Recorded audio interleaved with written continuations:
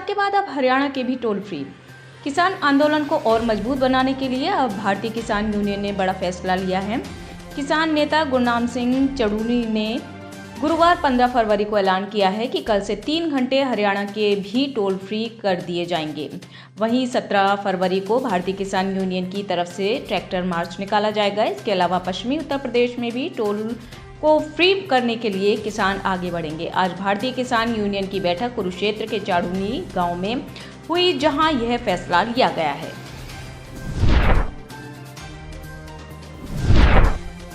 किसान आंदोलन 2.0 पर बोले सीएम खट्टर। न्यूनतम समर्थन मूल्य सहित अन्य मुद्दों को लेकर दिल्ली मार्च कर रहे किसान बॉर्डर पर रुके हुए हैं। हरियाणा के मुख्यमंत्री मनोहर लाल खट्टर ने कहा कि उनकी हरियाणा से नहीं बल्कि केंद्र सरकार से मांग है। दिल्ली जाना हर किसी का लोकतांत्रिक अधिकार है, लेकिन उसका मोटिव भी ध्यान में रखना चाहिए। इसका अनुभव हम 1-2 साल पहले भी देख चुके हैं कि लोगों को कितनी परेशानियों का सामना करना पड़ा था। आज भी उन लोगों की वीडियो सामने आ रही है। ऐसा लग रहा है कि जिस प्रकार से कोई सेना आक्रमण करने चलती है, इस प्रकार का माहौल बनाया जा रहा है। 10 जनपद का बंगला बचाने के लिए राज्यसभा का नामांकन। कांग्रेस की पूर्व अध्यक्ष सोनिया गांधी ने राजस्थान से आगामी राज्यसभा चुनाव के लिए नामांकन पत्र दाखिल किया है। इस पर यूपी के राज्य मंत्री दिनेश सिंह ने हाल ही में कहा था कि सोनिया गांधी ने 10 जनपद का बंगला बचाने के लिए राज्यसभा का नामांकन किया है। राज्य मंत्री दिनेश शर्मा के इस बयान पर कांग्रेस के वरिष्ठ नेता और राज्यसभा सांसद प्रमोद तिवारी ने पलटवार किया है। एक मंत्री को इस तरह का गैर जिम्मेदाराना बयान नहीं देना चाहिए। वैसे भी दिनेश सिंह पिछले लोकसभा चुनाव में सोनिया गांधी के खिलाफ रायबरेली सीट से लड़कर अपना अंजाम देख चुके हैं।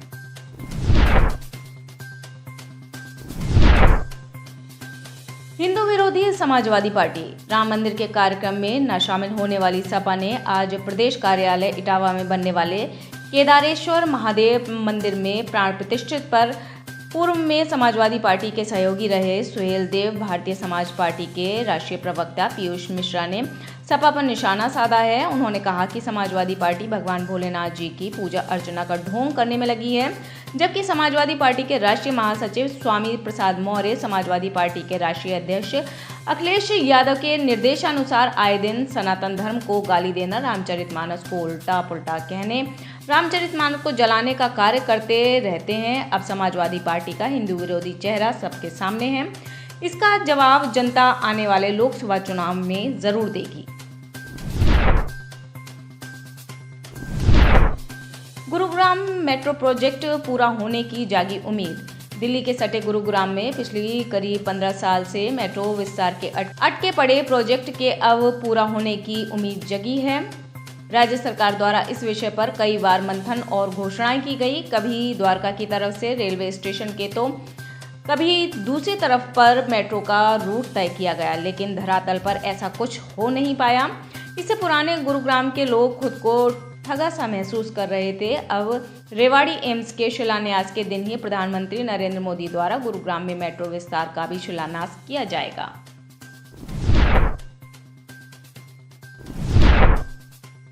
न्यायिक हिरासत में भेजे गए हेमंत सोरेन। राज्य की एक अदालत ने झारखंड के पूर्व मुख्यमंत्री हेमंत सोरेन को गुरुवार 15 फरवरी को न्यायिक हिरासत में भेज दिया।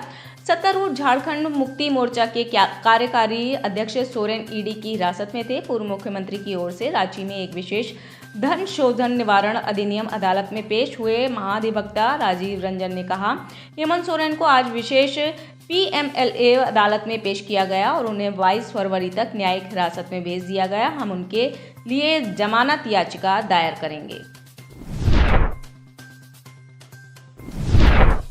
नीतीश के खून में पलटी।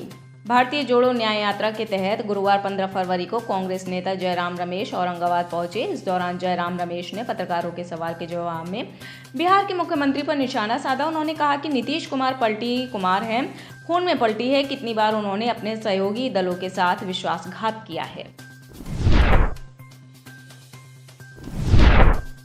पंजाब सरकार के नोटिस पर अनिल विज ने जताई हैरानी। हरियाणा के गृह मंत्री अनिल विज के किसानों के मुद्दे पर पंजाब सरकार पर कई सवाल खड़े किए गए।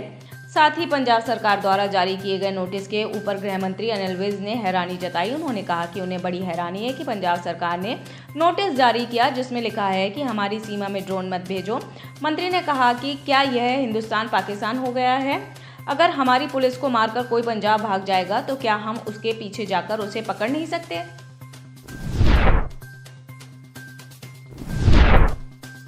बीजेपी अध्यक्ष जेपी नड्डा ने गुजरात से भरा नामांकन। गुजरात में बीजेपी अध्यक्ष जेपी नड्डा समेत गुजरात से पार्टी के चारों उम्मीदवारों ने आगामी राज्यसभा चुनाव के लिए गुरुवार को यहां नामांकन पत्र दाखिल किए। बीजेपी ने 27 फरवरी को होने वाले चुनाव के लिए नड्डा के अलावा पार्टी नेताओं जसवंत सिंह परमार, मयंक नायक और हीरा कारोबारी गोविंद ढोलकिया को उम्मीदवार बनाया है।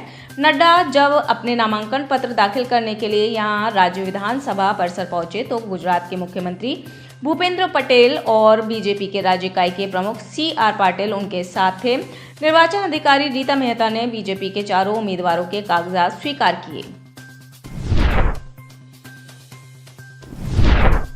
ड्रैगन को टक्कर देगा भारत मार्ट। प्रधानमंत्री नरेंद्र मोदी की हालिया संयुक्त अरब अमीरात यात्रा काफी चर्चा में है। पीएम मोदी की यह यात्रा देश से बाहर भी सुर्खियां बटोर रही है। इसकी सबसे मुख्य वजह है भारत मार्ट। पीएम मोदी ने बुधवार को जिसका शिलान्यास किया। बताया जा रहा है कि यह भारत मार्ट वैश्विक अर्थव्यवस्था और आपूर्ति श्रृंखला में चीन को टक्कर देने की भारतीय रणनीति का हिस्सा है। ऐसी उम्मीदें जाहिर की जा रही हैं कि आने वाले सालों में ग्लोबल सप्लाई चेन में चीन को रिप्लेस करने में भारत को स्मार्ट से काफी मदद मिलने वाली है। कैलिफोर्निया में 4 भारतीयों की मौत। अमेरिका की कैलिफोर्निया में भारतीय मूल का एक परिवार मृत पाया गया। मरने वालों में पति पत्नी और उनके 4 वर्षीय 2 जुड़वा बच्चे शामिल हैं। पुलिस हत्या और आत्महत्या का मामला मानकर जांच कर रही है। NBC के मुताबिक पीड़ितों का संबंध केरल से था और दोस्तों ने पीड़ितों की पहचान आनंद, सुजीत, हेनरी, उनकी पत्नी एलिस प्रियंका और उनके 4 वर्षीय जुड़वा बेटों के तौर पर की है। पुलिस ने बताया कि पीड़ितों की पहचान अभी जारी नहीं की गई है और घटना सोमवार 12 फरवरी सैन मेटो की हुई है।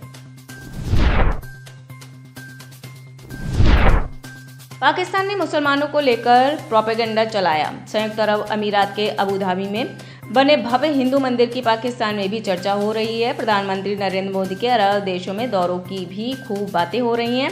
इस पर पाकिस्तान के बैरिस्टर हामिश बशानी ने कहा कि भारत को अरब देशों से दूर रखने की कोशिश की गई लेकिन दूर रखा नहीं जा सका। उन्होंने कहा कि पाकिस्तान ने भारत के खिलाफ प्रोपेगेंडा चलाया कि इंडिया में मुसलमानों को दबाया जा रहा है ताकि अरब देशों से उसका कोऑर्डिनेशन ना बढ़ा सके।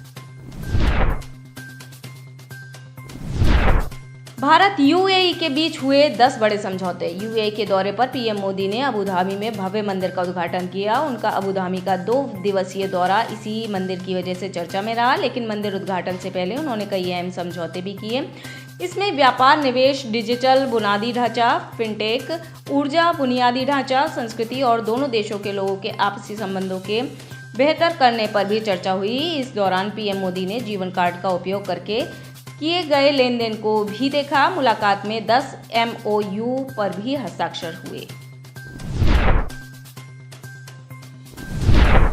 पुतिन ने अमेरिकी राष्ट्रपति को लेकर बताई पसंद। रूस के राष्ट्रपति व्लादिमीर पुतिन ने बुधवार को एक इंटरव्यू में कहा कि वह डोनाल्ड ट्रंप के मुकाबले जो बाइडेन को प्राथमिकता देते हैं, लेकिन किसी भी अमेरिकी राष्ट्रपति के साथ काम करने के इच्छुक हैं। पावेल ज़रूबिन ने पुतिन से पूछा कि बाइडेन एक डेमोक्रेट और ट्रंप एक रिपब्लिकन में से हमारे लिए बेहतर कौन है। पुतिन ने बिना किसी हिचकिचाहट जो बाइडेन का समर्थन किया।